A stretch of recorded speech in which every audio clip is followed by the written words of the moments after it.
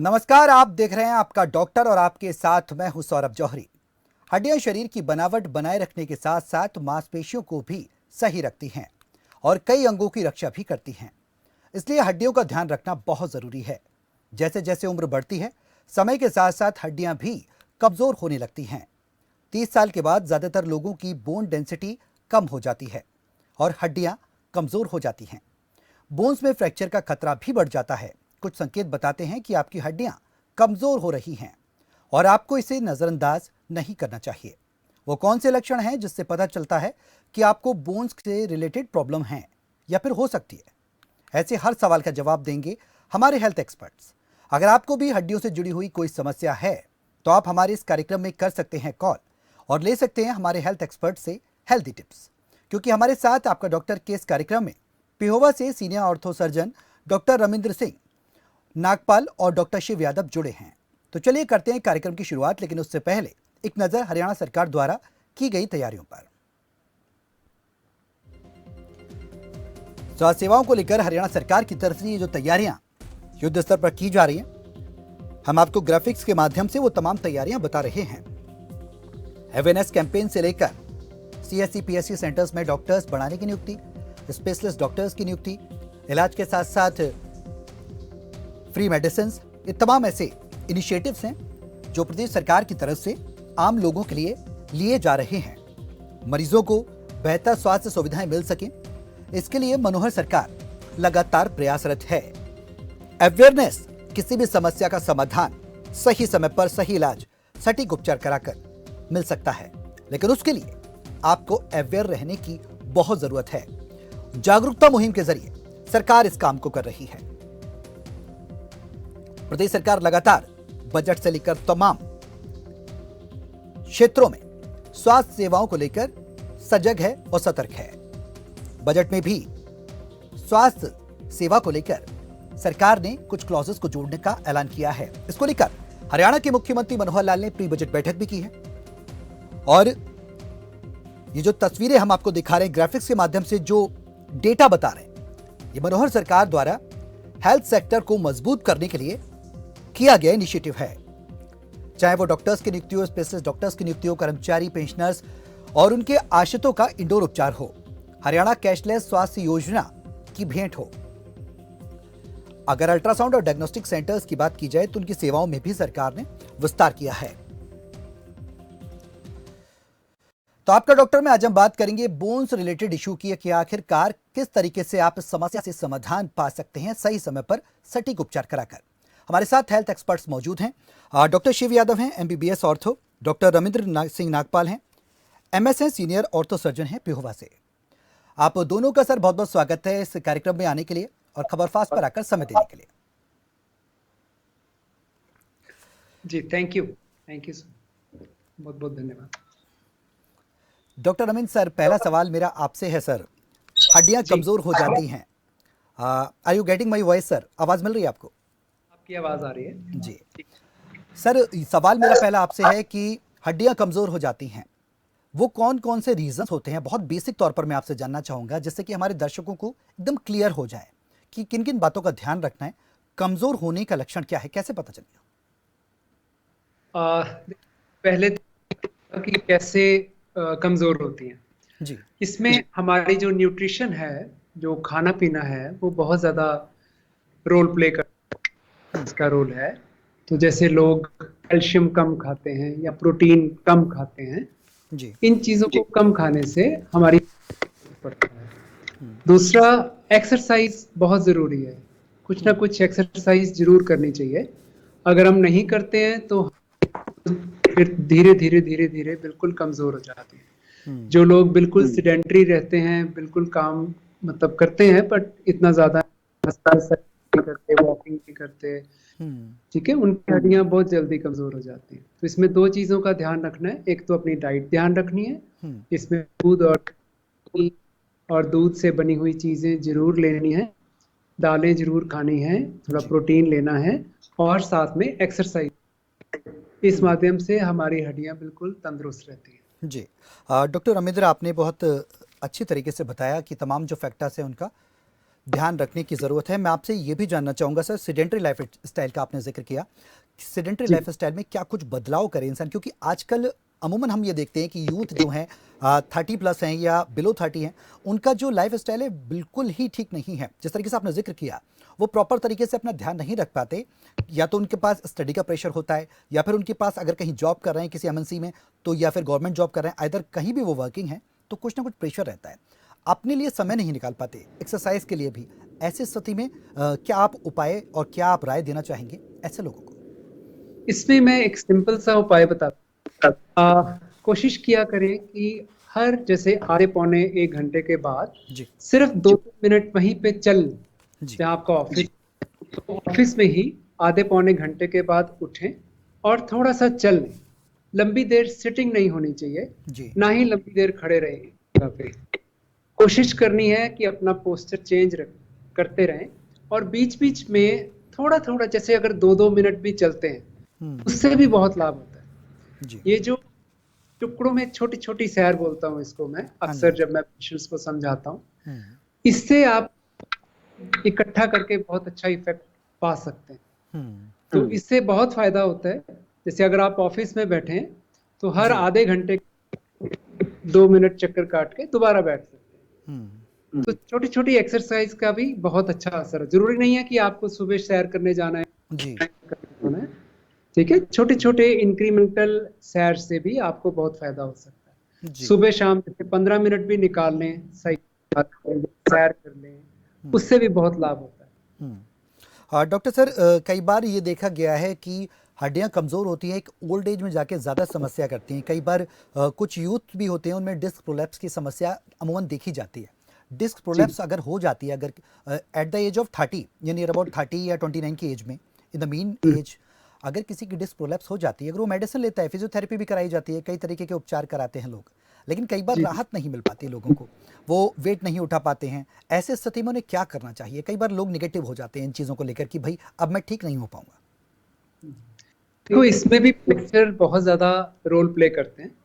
आप कैसे बैठते हैं, कैसे अपना काम कर रहे हैं, और लंबी लंबी देर बैठे रहना करके इस चीज के लिए। हम्म, तो कोशिश ये करनी चाहिए कि जब भी हम कुछ नीचे से उठाते हैं, जिनको बैक की प्रॉब्लम है, ये उनके लिए, तो उनको आप मतलब ऐसे, ये मेरी एडवाइस रहेगी जी। कि टांगे सीधी करके आगे झुका मत करें। हम्म, नीचे से उठाना है तो घुटने मोड़ के थोड़ा सा बैठ के उठाएं। हम्म, सेकंड प्रिकॉशन इसमें रखनी है, परहेज रखना है कि लंबी देर ना बैठे। कोशिश करें वही जो मैंने पहले बात कही, कि जी। थोड़ी थोड़ी देर के बाद उठते रहें, थोड़ी थोड़ी देर के बाद चलते रहें, हम्म, उससे बहुत लाभ रहेगा। जी और बेड, जैसे कई बार बेड पे बैठ जाते हैं, आजकल के बच्चों में तो बहुत ज्यादा, यंग जनरेशन में ये जी प्रॉब्लम जी। आ रही है कि ज्यादा लेटे बैठ के मोबाइल देखते रहना, या हाँ कोई जी, हाँ जी। गैजेट देखते रहना, या टीवी देखते रहना। जी। तो कोशिश करें बेड पे कम बैठें, चेयर पे, कंफर्टेबल सोफे पे बैठें। हम्म, इन चीजों से हम बैक की प्रॉब्लम से बच सकते हैं। बिल्कुल तो सही कहा कोशिश आपने सर। ये तमाम झुकना। जो उपचार डॉक्टर सर ने बताए हैं, सीनियर ऑर्थो सर्जन हैं डॉक्टर रविंद्र सिंह, जो डॉक्टर सर ने बताया, उम्मीद करेंगे अपने जितने भी व्यूवर्स हैं हमारे वो देख रहे होंगे, और जो सजेशंस हैं डॉक्टर सर ने दिए हैं उनको उनको फॉलो करें, आप स्वस्थ रहेंगे। यही उम्मीद करते हैं। डॉक्टर शिव यादव भी हमारे साथ हैं। डॉक्टर शिव, देवेंद्र हमारे साथ एक कॉलर जुड़ गए हैं सोनीपत से, उनका सवाल लेकर सर मैं आपके पास आ रहा हूँ। देवेंद्र, स्वागत है, अपना सवाल करिए। नमस्कार सर। जी नमस्कार। सर मैं ये पूछना चाहता हूँ कि जब मैं चलता हूँ या ऐसे ही, तो हड्डियाँ ऐसे कट कट बोलती हैं। ठीक है। डॉक्टर शिव, कितना उम्र है आपकी? 36। 36 है। कब से परेशानी हो रही है यार? सर लंबा टाइम होगा, कम से कम 6 महीने लगा लो, 6 महीने से ऊपर ही होगा। दवाइयाँ भी ली तो कोई बेनिफिट नहीं चोट? हुआ। अभी आपका कोई एक्सरे या कुछ ऐसा कुछ इन्वेस्टिगेशन आपने कराया? हाँ सर, हाल ही में करवाया था मैंने। उसमें क्या बताया आपको कि भाई हड्डियां कमजोर हो रखी है, घुटनों के अंदर गैप आ रखा है, या कार्टिलेज, क्या परेशानी बताई नहीं, गई? उन्होंने तो बोला था कि मेरे को जो ये होते हैं ना कैल्सीफेरोल, वो खाओ आप। उन्होंने तो आपका जैसे बताया गया है आपकी हड्डियां कमजोर हैं, तो अच्छा उसके लिए आपको जो नी की एक्सरसाइज है, क्वाड्रिसेप्स हो गया, वो आपने करनी है। अच्छा जी। और साथ में जो कैल्शियम रिच डाइट होती है, जैसे दूध हो गया, दालें हो गई, पनीर हो गया, वो आपको अच्छे से लेनी है हाँ और जी। लंबे टाइम तक वजन डाल के पैरों पे खड़ा नहीं रहना। Okay sir. ठीक है। देवेंद्र, आपके सवाल पर मैं डॉक्टर रविंद्र से भी कोई रिएक्शन लेना चाहूंगा सर। जी। मुझे आवाज सुना नहीं, जब वो बोल रहे थे तो आवाज कट गई थी। हाँ जी। प्लीज रिपीट कर दें। हाँ, मैं रिपीट कर देता हूँ सर। एक्चुअली उनको हड्डियों की प्रॉब्लम है, जब चलते हैं तो चलने में कट कट हड्डियां उनकी बोलती हैं। देवेंद्र की, जो सोनीपत से हमारे साथ कॉलर जुड़े थे। जी। कई बार जो कट-कट की आवाज होती है, ये हमारे लिगामेंट्स की भी होती है, जी। घुटनों से कई बार आ जाती है। हम्म। तो एट योर एज, जैसे इनकी उम्र छोटी है, अभी बहुत ज्यादा नहीं है, तो इसमें मैं समझता हूँ कि हो सकता है कि ये लिगामेंट्स की ही हो। जी। तो इसमें जो विटामिन डी ले रहे हैं, जो पैकेट लेते हैं, ये हफ्ते में एक बार लेना है, तो इसको 3 साढ़े 3 महीने जरूर ले लें। और फिर वहीं पे जो आपके डॉक्टर हैं या ऑर्थो सर्जन को दिखाएं। मुझे लगता है कि इसमें कोई घबराने वाली बात नहीं है। जी। ठीक है, तो आपके विटामिन डी और जैसे डॉक्टर शिव ने बताया कैल्शियम इनटेक जरूर होना चाहिए, तो इससे फायदा रहेगा। तो इन चीज़ों को टाइम यस लग सर। जाता है। जैसे जैसे विटामिन डी और कैल्शियम की कमी पूरी होगी, इनकी प्रॉब्लम दूर हो जाएगी। ठीक है। उम्मीद करते हैं यस सर। देवेंद्र, आपको आपके सवाल का जवाब मिला होगा, जिस तरीके से दोनों ही एक्सपर्ट्स ने हमें आपको बताया। और हमारे साथ नरेश कुमार हैं, बहादुरगढ़ से हैं। स्वागत है, अपना सवाल करिए। सर किशोर बात कर रहा हूँ बहादुरगढ़ से। हाँ किशोर जी। सर मैं ये पूछना चाह रहा हूँ, मेरी वाइफ को ना पैरों में दर्द होता है। हाँ, तो क्या वो अपना सवाल आपको, रिपीट करिएगा किशोर जी एक बार। हाँ वो पूरी बात तो वही बताएंगे, एक बार बात करो आप। जी। हेलो। हाँ जी, बताइए, स्वागत है, अपना सवाल करिए। सर मेरा है ना पूरे पैरों में दर्द रहता है और रात को ज्यादा होता है। जी। आपका शुभ नाम क्या है? अनीता। अच्छा, आपकी एज कितनी है अनीता जी? जी 36। 36। कब से प्रॉब्लम है आपको? 1 डेढ़ साल से हो रहा है डॉक्टर साहब। जी ठीक है। और कोई मेडिसिन आपने ली है? जी अभी तो मैं कुछ नहीं लेती फिलहाल तो। ठीक है। डॉक्टर रविंद्र। जी। देखिए, अगर पैरों में दर्द हो रहा है, इसके कई कारण हो सकते हैं। ये कई बार नस दबने की वजह से भी हो सकता है, और या फिर आपको कोई हड्डियों की कमजोरी हो, उसकी वजह से भी हो सकता है।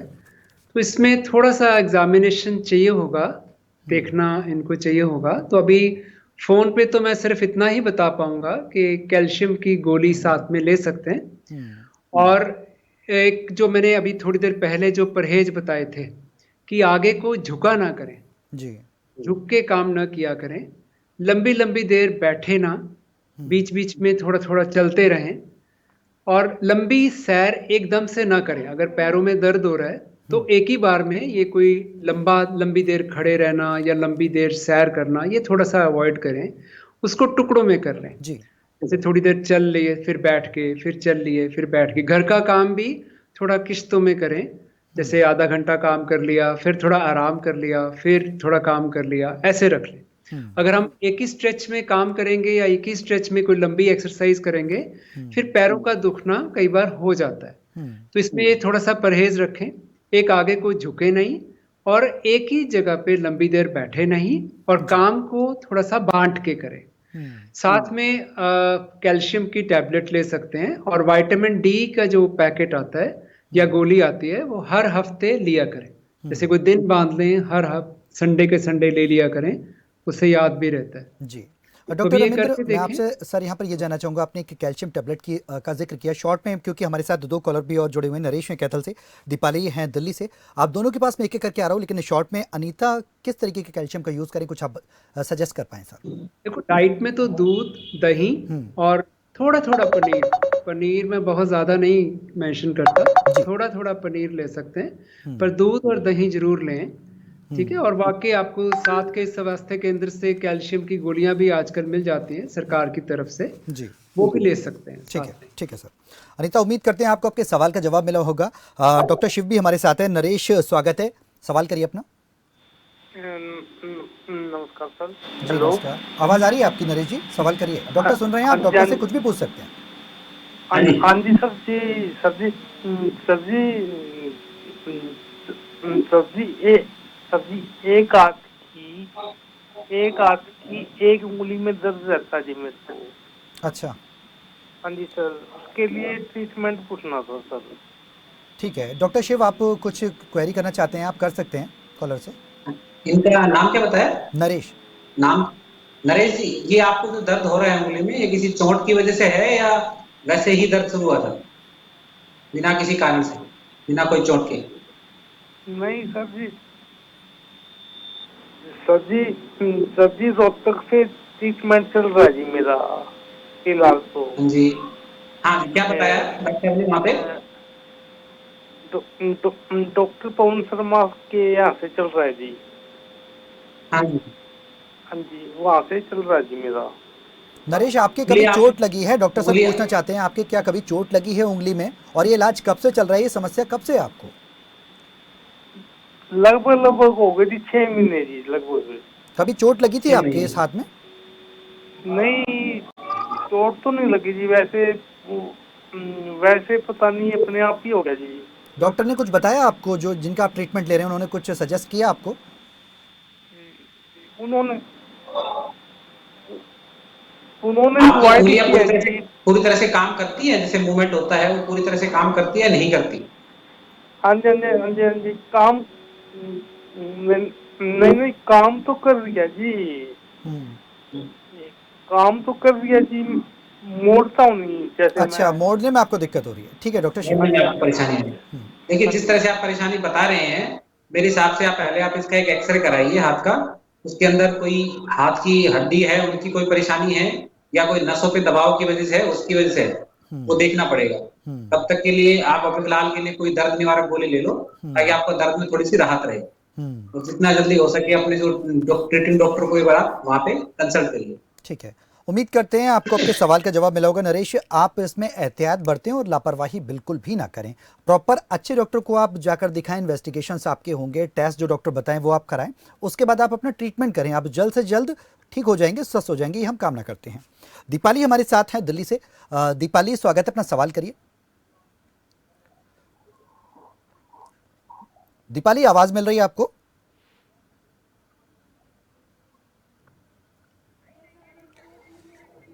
चलिए, संपर्क नहीं हो पा रहा शायद हमारा दीपाली से। लगातार हमने फ़ोन नंबर्स ओपन किए हुए हैं। जो भी कॉलर हमसे जुड़ना चाहता है, अगर आपको भी हड्डी से रिलेटेड कोई समस्या है तो आप हमें कॉल करके जुड़ सकते हैं। भिवानी से एक और कॉलर हमारे साथ जुड़ गए हैं, उनका स्वागत करते हैं। सवाल लेके डॉक्टर सर, मैं डॉक्टर रविंद्र आपके पास आ रहा हूँ सर। स्वागत है, अपना सवाल करिए। मेरा सवाल ये है कि मेरे कंधे में दर्द रहता है, मैंने एक्सरे भी करवा लिया, सारी चीज करवा ली। कृष्ण जी, कब से प्रॉब्लम है आपको? ये हो गए 20 दिन हो गए। अच्छा, कोई वेट उठाया था आपने? ना कोई वेट नहीं उठाया। कभी चोट लगी हो आपके? ना कोई चोट नहीं, तो थेरेपी करवा के आता हूँ तो ठीक रहता है। ठीक है, आप कुछ सवाल पूछना चाहते हैं, डॉक्टर रविंद्र से भी पूछ सकते हैं, हेल्थ एक्सपर्ट्स हैं, अगर वो आपसे कुछ क्वेरी करना चाहते हैं आप कर सकते हैं। मैं यही पूछना चाहता था कि जो मेरी बाजू में दर्द रहता है, ये मतलब कैसे क्या करें? ठीक है डॉक्टर रविंद्र। ये जो दर्द है आपका कंधे से होके बाजू में भी जाता है? हाँ जी, हाँ जी, हाँ जी, यस जी, जैसे आप बता रहे हैं, हो सकता है ये दर्द सर्वाइकल के साथ लिंक हो।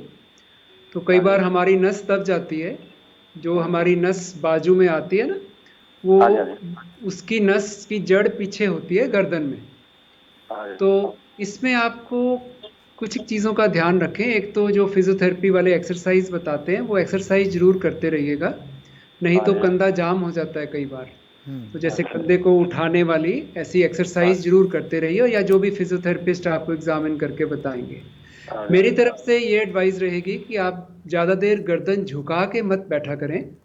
कोई भी गोदी में रख के काम करना, जैसे मोबाइल देखना, कुछ पाठ पूजा अगर गोदी में रख के करते हैं तो उसको अवॉइड करें। उसको गर्दन को सीधा रखा करें, ज़्यादा झुका के काम ना किया करें, लंबी सिटिंग मत किया करें। और जैसे मैंने पहले भी एक पेशेंट को बताया था कि आधे बैठे आधे लेटे मत रहा करें, उससे सर्वाइकल बहुत बढ़ता है जी। तो ये मेरी तरफ से 3 परहेज रहेंगे आपको। तो आप अगर गर्दन का पोस्चर ठीक रखेंगे तो धीरे धीरे, एकदम से तो नहीं फर्क पड़ेगा, पर धीरे धीरे आपकी बाजू को फर्क पड़ेगा। साथ में जो आपके फिजियोथेरेपिस्ट आपको सलाह दे रहे हैं, एक्सरसाइजेस करवा रहे हैं, वो करते रहिए। थोड़ा सा सब्र रखना पड़ेगा, ये ठीक हो जाएगा, घबराइए नहीं। उम्मीद करते हैं कृष्ण आपको आपके सवाल का जवाब मिला होगा, जिस तरीके से डॉक्टर रविंद्र ने बताया आपको। एक और कॉलर है हमारे साथ, जगत नारायण गुप्ता हैं। कानपुर नगर से जुड़े हैं, उत्तर प्रदेश के कानपुर से। जगत, स्वागत है, अपना सवाल करिए। जी, कमर के नीचे, कमर में भी दर्द होता है, कमर के नीचे पुट्ठों में भी, दोनों पुट्ठों में दर्द होता है। कमर के नीचे के एरिया में आपके हिस्से में दर्द होता है? हाँ, कमर के नीचे जब पुट्ठे जो है, पुट्ठे भी दर्द करते हैं, नसें और दर्द करती हैं, खिंचाव लेती है। ओहो, कब से प्रॉब्लम है कमर में आपको? दर्द होता है और पैर की गांठियों में भी दर्द होता है। अच्छा, पैर के जॉइंट्स में भी आपके दर्द होता है? हाँ, पैर के जॉइंट्स में दर्द और पैर के नीचे जो मसल्स है उनमें भी दर्द होता है। जी, जगत जी आपकी एज कितनी है? जी, एज हमारी 62। 62 है, ठीक है। जी। डॉक्टर रमेंद्र, मैं आपके पास आ रहा हूँ, फिर मैं डॉक्टर शिव आपके पास ही आऊँगा इनका सवाल लेकर। डॉक्टर रमेंद्र। देखिए, इनके केस में मुझे लगता है थोड़ा सा एग्जामिनेशन चाहिए होगा, क्योंकि ये इनकी एज भी 62 है। तो अभी फ़ोन पे तो सिर्फ इतना ही बता पाऊंगा कि वहाँ पे जो मैंने परहेज अभी थोड़ी देर पहले भी बताए थे कि आगे को झुकना बंद करें। अगर कमर में दर्द होता है तो कम से कम आगे झुकना हम बंद कर सकते हैं। जैसे टांगे सीधी करके जो झुक जाते हैं, जी। उतना परहेज रखें, वो ना करें। लंबी सिटिंग ना करें और फिजियोथेरेपी करवाएं, उससे हेल्प होगा। और वहाँ पे जो कोई डॉक्टर होंगे आपके एरिया में, ऑर्थो सर्जन, उनकी जरूर राय लें। ऐसे जैसे आपकी एज 62 है तो फोन पे कोई बात मेडिसिन देना थोड़ा सा रिस्की रहता है। बिल्कुल सही बात है सर, बिल्कुल ठीक कह रहे हैं आप। मैं बता सकता हूँ कि परहेज रखें। जी। डॉक्टर शिव, एक क्विक रिएक्शन सर आपसे चाहूंगा कि क्या आप खान पान में इनको बता पाएं, क्योंकि 62 इयर्स की एज है, क्या कुछ बेटर खाएं ये, जिससे कि इनकी प्रॉब्लम में कुछ थोड़ा सा इनको राहत मिले? खान पान में इनको जो कैल्शियम और जो विटामिन की जो चीजें होती है जिनमें रिच सोर्स है, जैसे कि दूध हो गया, दही हो गया, कैल्शियम की टैबलेट्स आती हैं, वो लें। और दूसरा, फिजियोथेरेपी और एक्सरसाइज अपनी रेगुलर रखें, ठीक है। क्योंकि इस एज में स्टिफनेस बहुत कॉमन है, किसी भी ज्वाइंट का भी हो, नी ज्वाइंट और बैक में बहुत कॉमन है। बिल्कुल। तो मोबिलिटी है वो बना के रखें अपनी ज्वाइंट। जी, उम्मीद करते हैं जगत आपको आपके सवाल का जवाब मिला होगा। नियर बाई फिजियोथेरेपिस्ट या नियर बाई डॉक्टर के पास, ऑर्थो सर्जन के पास आप जाकर अपना उपचार करा सकते हैं। उम्मीद करेंगे और कामना यही करेंगे आप जल्द से जल्द स्वस्थ हो जाएं। सरिता हमारे साथ हैं कानपुर से। सरिता, स्वागत है, अपना सवाल करिए। और इनका सवाल लेकर डॉक्टर शिव मैं आपके पास आ रहा हूँ। सरिता, आवाज आ रही है आपको? हाँ सर, आ रही है। हाँ जी, अपना सवाल करिए। सर, मुझे ये 8 साल से पैरों में, पीछे फिल्लियों में बहुत ऐंठन होती है और इस समय मेरे जोड़ों में, कंधे के जोड़ों में इतना दर्द होता है लेटने पे कि मैं हाथ सीधा भी नहीं रख पाती हूँ। जैसे करती हूँ तो बहुत दर्द लेटने पे बढ़ता है सर। सरिता जी, आपकी एज क्या है? सर 50। और कुछ पूछना चाहते हैं आप? नहीं सर, बस इतना ही पूछना है। ठीक है। कि ये कंधे पे बहुत पेन होता, लेटने पे, बैठने पे नहीं होता, काम करने पे नहीं होता। कंधे का दर्द है सरिता जी, ये कंधे के अलावा बाजू में भी जाता है दर्द? जी सर। कंधे का दर्द बाजू में भी जाता है क्या? सर केवल कंधे, हाँ, बाजू से लेके कंधे तक होता है, हाथ शोल्डर तक होता है, लेटने पे सर ज्यादा होता है। लेटने पे ज्यादा होता है। और जो वजन उठाने से या जो गर्दन की मूवमेंट पे पेन होता है? जी सर, हाँ, कपड़े धोने पे, वजन उठाने पे पेन होता है। आपकी एज कितनी बताई आपने? 50 सर। देखिए, ये जो आप बता रहे, जैसे इसके बता रहे हो, आपको जो सर्वाइकल जो होता है, सर्वाइकल स्पॉन्डिलाइटिस, उसकी शिकायत हो सकती है। तो आप उसके लिए बेटर ये है कि अपना उपचार के लिए एक एक्सरे करवाइए, जी सर। कंधे के लिए भी और गर्दन के लिए भी। जी। ठीक है, उसके हिसाब से आपको जिस तरह की दिक्कत आती है कि नसों की रुकावट है या जो भी है, उसके हिसाब से अपने दवाई शुरू करें। और साथ में अभी फिलहाल के लिए गर्दन के नीचे पिल्लो ना लगाएं। और लंबे टाइम तक, जैसे सर ने बताया, कि एक ही पोजीशन में गर्दन को ना रखें, सीधा देखें। जी सर। ठीक और है। सर ये पैरों में ऐंठन होती है, ये 8 साल से हमें पैरों में ऐंठन है। पैरों में क्या, घुटनों में या नीचे? नहीं सर, फिल्लियों में होती है। अच्छा, ये काम करने से बढ़ती है या कोई सोजन भी है वहां पे? नहीं सर, ये लेटने पे ही हमको महसूस होती, लेटने पे ही होती है, काम करने में कोई दिक्कत नहीं होता है। काम करने पे कोई दिक्कत नहीं होता? जी सर। ये जो काफ मसल का जो पेन है, ये ऊपर भी जाता है? नहीं सर, थाई में या बैक में? रहता है, ऊपर नहीं आता। जैसा आप बता रहे हैं, लग तो ऐसा रहा है कि आपको ये मांसपेशियों में खिंचावट की वजह से हो सकता है, या फिर जो दूसरा है वो नसों में दबाव की वजह से भी ऐसा सिम्टम आते हैं। ठीक है, अभी फिलहाल तो आप ये रखिए कि इसको, आप पैर को गर्म पानी से या एक तरह से मसाज कीजिए। और एक बार जो भी आपके नजदीक जो डॉक्टर है, ऑर्थोपेडिक सर्जन है, उनसे अगर आप कंसल्ट करेंगे, ठीक है, उम्मीद करते हैं आपको आपके सवाल का जवाब मिला होगा। उषा हमारे साथ हैं, इस बीच एक और कॉलर हैं, इलाहाबाद से हैं। उनका सवाल लेकर मैं डॉक्टर रविंद्र आपके पास आ रहा हूँ। उषा, स्वागत है, अपना सवाल करिए। हाँ जी। उषा जी, आवाज आ रही है आपकी, अपना सवाल करिए। हाँ जी, हाँ जी, आ रही है। आप कुछ पूछना चाहते हैं, आप सीधे डॉक्टर से पूछ हाँ सकते जी, हैं। ये मैं हाँ जी, मेरे ना शाम के टाइम जब मैं लेटती हूँ ना, मेरे पैर जलते हैं अंदर से खूब पूरा। उषा जी, अपना टेलीविजन का जो ऑडियो सेट है ना, उसकी आवाज थोड़ी सी कम कर दीजिए, रिपीट होकर आपके पास आ रही है ना, और हाँ जी, आपके मेरे पैर फोन ना से शाम के वो टाइम हमारे जब मैं पास लेटती तक हूँ, आ रही है, मेरे तो पैर कहीं ना बहुत कहीं जलते हैं। डिस्टर्ब हो रही दिन है में तो आवाज। फील नहीं होता, मगर शाम को लेटती है ऐसा लगता है अंदर से आग निकल रही है पैरों में से। अच्छा, आपकी एज कितनी है उषा जी?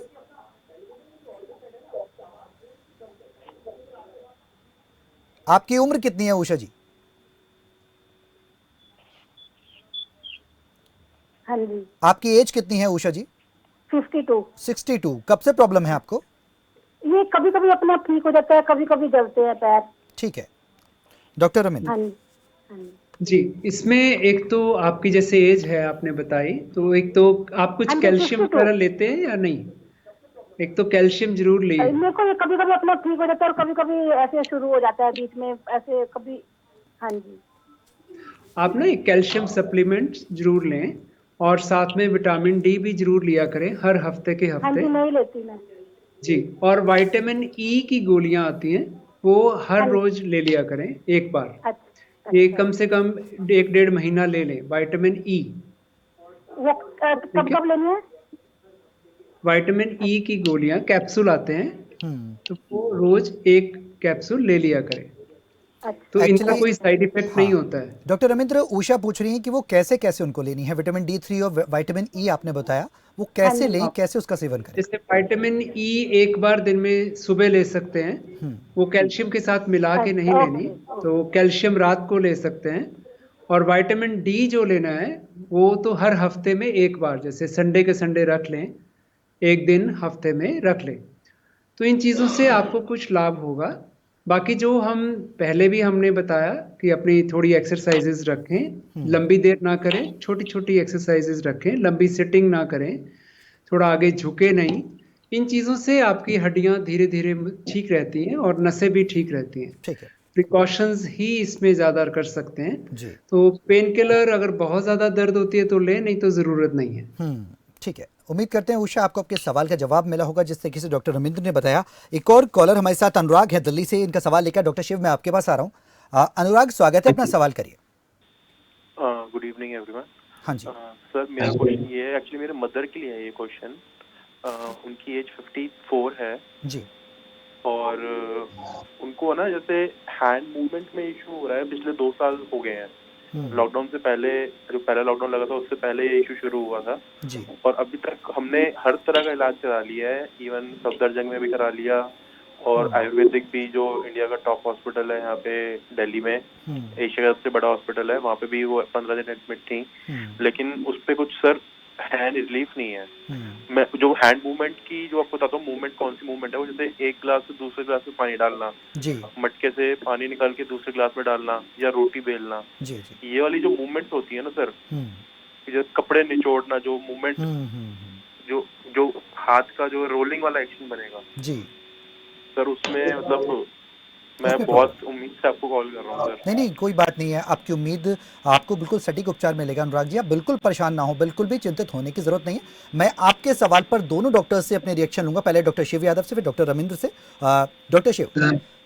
अनुराग जी, जिस तरह से आप तकलीफें बता रहे हैं कि भाई वो जो रोलिंग मूवमेंट होती है या जो ट्विस्टिंग वाली मूवमेंट रहती है उस पर उनको पेन रहता है, तो और आप उम्र बता रहे हैं 54 के आसपास है, तो इनको कोई चोट लगने की वजह से ये बात से शुरू हुआ था या कैसे, मतलब स्टार्ट कैसे हुआ था? अनुराग, आपको आवाज मिल रही है? हाँ जी सर। हाँ, डॉक्टर सर पूछ रहे हैं आपसे क्या मदर को आपकी कभी चोट लगी थी? जी सर, पहले टेनिस एल्बो थी, तो उसका फिर मम्मी ने फिजियोथेरेपी करवाई थी काफी साल पहले। तो वो टीचर थी, तो जब तब उनको ये प्रॉब्लम डिटेक्ट हुई थी कि चौक जो हाइट पे लिखते थे बोर्ड पे, तो फिर उन्होंने कहा कि थोड़ा नीचे लिखना शुरू कीजिए, डॉक्टर ने कहा था, और फिर वो टेनिस एल्बो का हो गया था, इश्यू रिजॉल्व हो गया था वो फिजियोथेरेपी से। लेकिन ये फिर इमीडिएट अराउंड फेब 2020 के आसपास ये दोबारा शुरू हो गया था। तो हमने सफदरजंग में दिखाया। उन्होंने फिलहाल मेडिकेशन के लिए ही उन्होंने उपचार लिया है या कोई इंजेक्शन या फिर कोई ऑपरेटिव प्रोसीजर भी किया है इसके लिए? सर इंजेक्शन तो मम्मी ने मना कर दिया था कि क्योंकि सभी डॉक्टर्स कह रहे थे कि इसका 100% कुछ वो नहीं है, हो भी सकता है नहीं भी हो सकता। जिस तरह से आप बता रहे हो सारे लक्षण ये टेनिस एल्बो की ही तरफ ही इशारा करते हैं। अगर इनको मेडिसिन से रिलीफ नहीं है तो आप इंजेक्शन भी लगवा सकते हैं, उनसे काफी हद तक लोगों को रिलीफ रहता है। और अगर इंजेक्शन से भी आराम नहीं आता है तो इसमें छोटा सा ऑपरेशन होता है, ऑपरेशन से भी मरीज जिनको अगर दवाइयों से या इंजेक्शन से आराम नहीं पड़ रहा उनके लिए ऑप्शन ये भी रहता है कि उनको ऑपरेशन करा के भी रिजोल्व हो जाता है। ठीक है डॉक्टर रविंद्र, फिजियोथेरेपी है वो आपको कंटिन्यू रखनी पड़ती है ताकि जो मसल जो स्पाज़म है वो ना बने। ठीक है, बिल्कुल सही बात है डॉक्टर शिव, जिस तरीके से आपने बताया। डॉक्टर रविंद्र, मैं आपसे भी क्विक रिएक्शन लेना चाहूंगा क्योंकि ये जो कॉलर है इनकी मदर की वजह से काफी परेशान है, टेंस है। मैं ये पूछना चाहता हूँ कि उनके हाथों की उंगलियों में भी दर्द रहता है या सिर्फ कूनी या बाजू में दर्द रहता है? अनुराग, क्या आप हमारे साथ हैं? हाँ जी सर, हाँ जी। हाँ डॉक्टर सर, पहले है ना इनिशियली पेन तो था ही नहीं, इनिशियली मूवमेंट में रिस्ट्रिक्शन होती थी। फिर हमने डॉक्टर्स को दिखाया तो उन्होंने फिजियोथेरेपी बताई थी, तो फिजियोथेरेपी कराई हमने 3-4 महीने, उसके बाद पेन शुरू हो गया। उंगलियों में दर्द रहता है, हाथों की उंगलियों में, हाथों के जोड़ों में? अनुराग, मदर के आपके हाथों की उंगलियों में या जोड़ों में दर्द रहता है? अनुराग, आपको आवाज मिल रही है? एक्चुअली सर उन्होंने जो रीज़न बताए थे वो जैसे कि कपड़ा निचोड़ते हैं उस तरीके से प्रॉब्लम आती है, वाटर अगर हम पोर करते हैं एक ग्लास से जग में तो प्रॉब्लम आती है, ये तरीके के कुछ इश्यूज बताए हैं। ये चीजें तो डॉक्टर शिव ने बिल्कुल ठीक किया हुआ है, बताया, डायग्नोज किया कि टेनिस एल्बो के साथ ही मिलती है। मेरा पूछने का मकसद था कि कोई गठिए की तरफ तो नहीं जा रहा है, जो अगर उनके हाथों के जोड़ों में दर्द रहता है तो हमें फिर गठिए वगैरह के टेस्ट कराने चाहिए। ठीक है सर, ठीक है सर। चलिए, बहुत बहुत शुक्रिया डॉक्टर रविंद्र आपका हमारे साथ इस कार्यक्रम में जुड़ने के लिए। डॉक्टर शिव यादव, आपका भी बहुत बहुत शुक्रिया सर खबरफास्ट पर आकर समय देने के लिए और उपयोगी सजेशंस बताने के लिए। आपके डॉक्टर में आज हम बात कर रहे थे हड्डियों से रिलेटेड इश्यूज की। कल फिर हाजिर होंगे एक नए सेगमेंट के साथ, नए इशू को लेकर। फिलहाल मुझे दीजिए इजाजत, नमस्कार।